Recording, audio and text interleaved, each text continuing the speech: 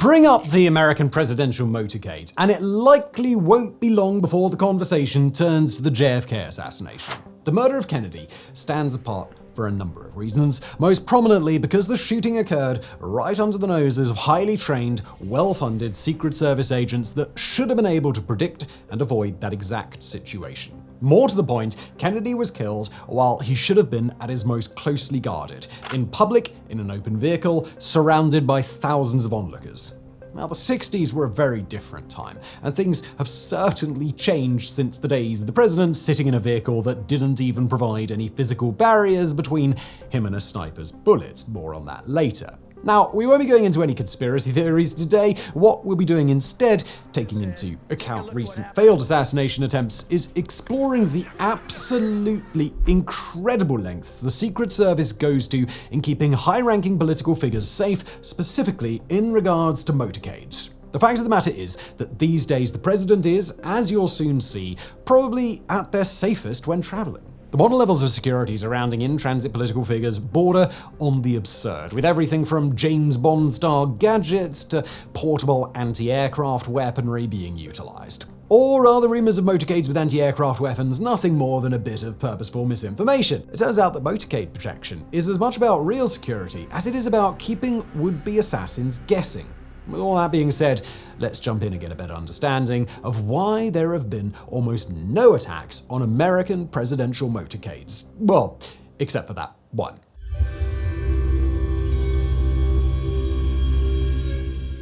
Now, first and foremost, the presidential motorcade is not in a fixed configuration. Which vehicles are included varies depending on circumstances, what's available, what's been prearranged, and the perceived threat levels. The most likely to be included additional segments beyond the core and standard defensive vehicles are a medical segment, communication segment, contingency response force, and press corps. The vehicles themselves, depending on who rides in them, are made up from those already in the possession of the Secret Service, as well as some rented, again depending on the occasion. Needless to say, if you're a member of the press, you could assume you won't be getting the same level of protection as the president or other high-ranking members of the government. According to estimates, there are roughly 16 to 20 presidential vehicles that the Secret Service has specially adapted and customized, each more closely resembling an armored tank than a car.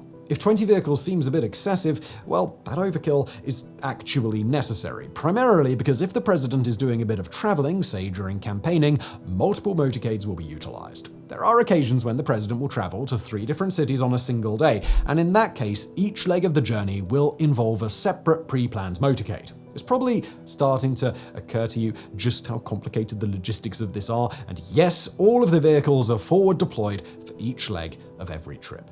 It's the job of the United States Air Force to ensure that the vehicles are where they need to be at the right time, and this involves a fleet of heavy transport planes, most prominently C-17s, and if necessary, a member of the absolutely gargantuan C-5 family. And if you don't know what a C-5 is, imagine an aircraft with a 68-meter, 223-foot wingspan and a 75-meter, 246-feet length that weighs roughly 170,000 kilograms. The USAF operates a reported 52 of these at the Dover Air Force Base, and when needed, the planes will be made available for presidential operations. If the cost of operating 52 C-5 behemoths wasn't enough, add to this a customary pair of presidential airlift helicopters. 2 helicopters are almost always deployed, serving the purpose of providing a quick airlift getaway should the situation call for it. The Marine Helicopter Squadron, HMX-1, provides these aircraft, most often VH-3D Sea Kings or VH-60N Blackhawks. The choppers are also deployed to a desired location via heavy transport, and that the helicopters are almost never necessary should again make clear just how rigorous all of this is. But if this was already all starting to seem like expensive overkill, you haven't actually even heard about the motorcade itself yet.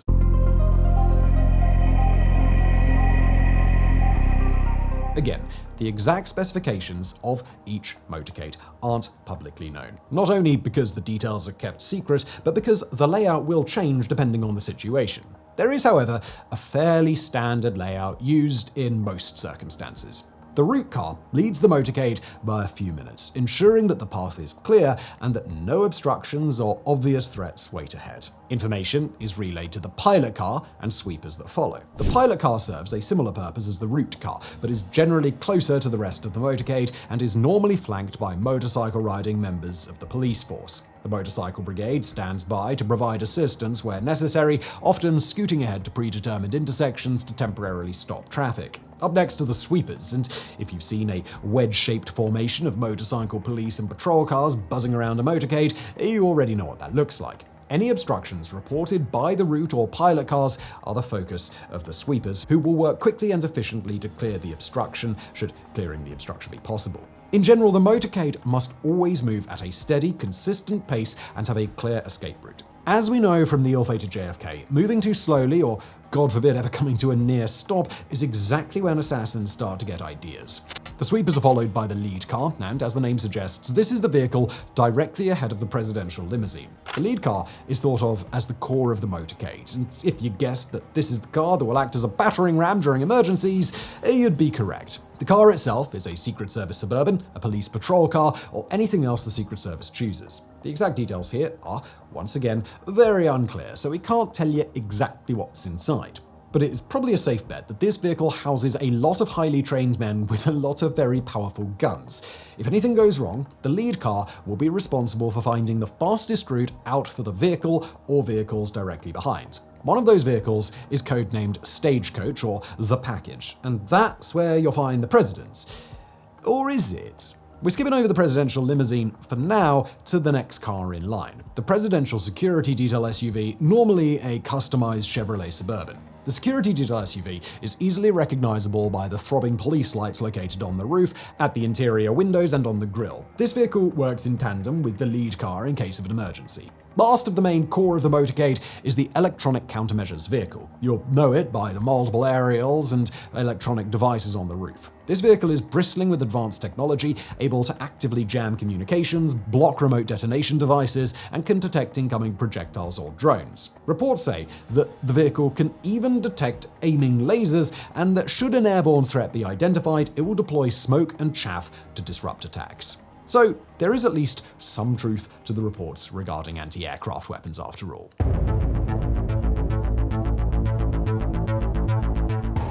Now, before we get to the Beast, a frankly insane vehicle that makes James Bond spy cars look tame by comparison, let's get a better idea of why the presidential tank became necessary in the first place. Imagine, if you will, a time so innocent that the President of America hit the streets in a horse-drawn carriage. No armored plating, no bulletproof glass, no anti-aircraft weapons, just the President in an open carriage, waving at civilians. Theodore Roosevelt did exactly that in the early 1900s, though of course he was surrounded by Secret Service. There had already been multiple presidential assassinations by that point. Lincoln had been shot in Ford's Theater in 1865, and James Garfield had been shot at a train station in 1881. Theodore Roosevelt himself was later shot in 1912, though survived allegedly due to folded papers and a metal container in his blazer. The question is, why did Roosevelt feel comfortable riding in a completely open horse-drawn carriage with only a buffer of on-foot Secret Service agents? Well, first and foremost, the Secret Service has always gone to great lengths to secure buildings on the routes of presidential motorcades. But also, and perhaps more prominently, the advancement of the presidential motorcade runs parallel to another timeline, namely the availability of effective, easily transported long-range weapons, specifically scoped rifles. It wasn't until World War II that telescope-assisted long-range shooting became widespread, and it's a pretty safe bet that the availability of these weapons had something to do with the gradual increase in protective layers around in-transit presidents. That isn't to say that assassinating the president at a distance was impossible prior to World War II, just that an assassin had a much better chance of being successful at close range, as demonstrated by Lincoln, Garfield, and other American politicians who were shot at point-blank range. By 1938, Franklin D. Roosevelt was taking motorcades to the next level with the 1936 Packard Touring Limo. He rode the impressive limo on a visit to New York City, wowing onlookers not just with the flashy vehicle itself, but also the surrounding motorcade that had likewise been stepped up. The days of a few discreet on-foot Secret Service agents were very much over, and that this correlates with the bullet-riddled organized crime era made famous by Al Capone, probably not a coincidence. Still, the Packard Touring Limo was not armored. 1941 saw the introduction of the first semi-armored presidential vehicle, and that vehicle just so happened to belong to Al Capone. Al Capone's famous car had been seized in 1932, although it wasn't until the early 1940s, with World War II in full swing, that the Secret Service saw fit to put it into use. The trends of increased presidential security only escalated as World War II raged on, followed by an even more dramatic increase in security as the Cold War ratcheted up tensions ever higher. Dwight Eisenhower favoured a 1955 Chrysler Crown. The Crown was not only armoured, but also made use of a 250 horsepower V8 engine. If you don't know why that is significant, that same engine would later be highly sought after by drag racers. And it's here that we get to JFK's 1961 Lincoln Continental limousine. The vehicle, notably, came with a set of steel and transparent plastic roof panels that could be removed depending on the situation. None of them were in place, though, on the day that Kennedy was shot. Let's not beat around the bush. There are a number of unusual details regarding the presidential motorcade during the JFK assassination. We are, once again, not going to go into conspiracy theories, but as a quick diversion, let's list some of the ways that the Secret Service failed on that day.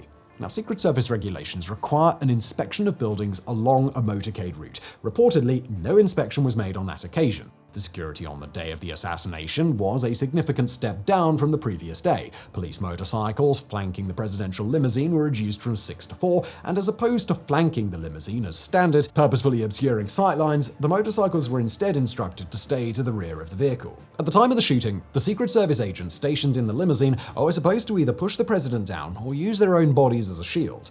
They failed to do either. The agent driving was supposed to accelerate immediately at the first sign of danger and likewise failed to do so.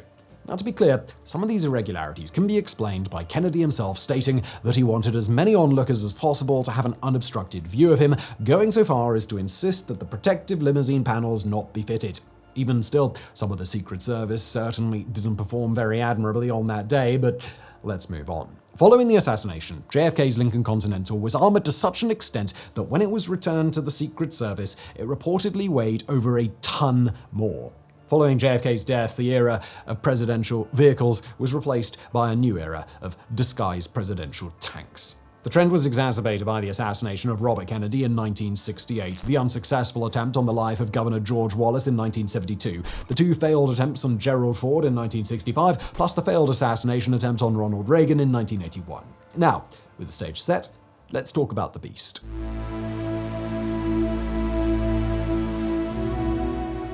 Even calling the Beast a Cadillac is a bit of a deception. The car certainly appears to be a Cadillac, but it is in fact one of the most advanced, feature-complete, car-shaped armored vehicles on Earth. The Beast reportedly features 8-inch thick armor on all surfaces, as well as having armored floor plates and windows capable of withstanding a round from a .44 Magnum. The tires are capable of running on flat, and even the door handles can deliver a 120-volt shock. As far as the interior is concerned, although we once again don't really know how much of this is true, pump-action shotguns, night vision equipment, and gas and explosive rocket-propelled grenades are available to the Secret Service. The interior is also apparently an airtight cabin, complete with its own air supply, meaning that even a poison gas attack would be ineffective. In case of emergencies, it's alleged that a fridge with the president's blood type is on permanent standby.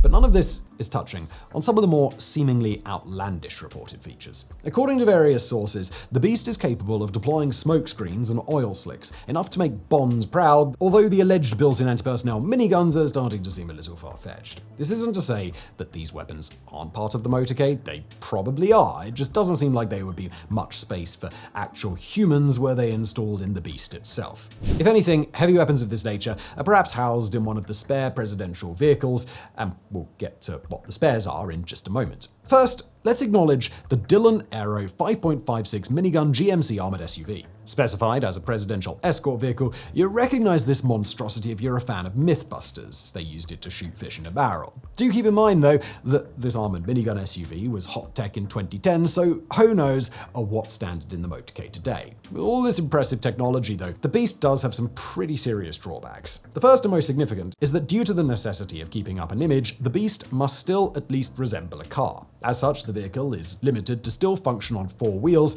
and that in turn means that modifications are limited lest the vehicle land up being completely unmaneuverable. As it stands, it's already widely reported the 10-ton beast is so heavy it can only operate on specific roads and in specific conditions. Poor condition roads, or those with uneven surfaces, are apparently a big problem, and there's a real risk of the beast getting stranded. That's why, in cases where the president travels to high-risk locations with notoriously poor road conditions, the beast will generally be replaced with something more appropriate. During Obama's visit to Iraq, almost the entire motorcade was made up of heavily armored Humvees. Now, there is one other vehicle type that we haven't mentioned, and is perhaps the most interesting aspect of a motorcade.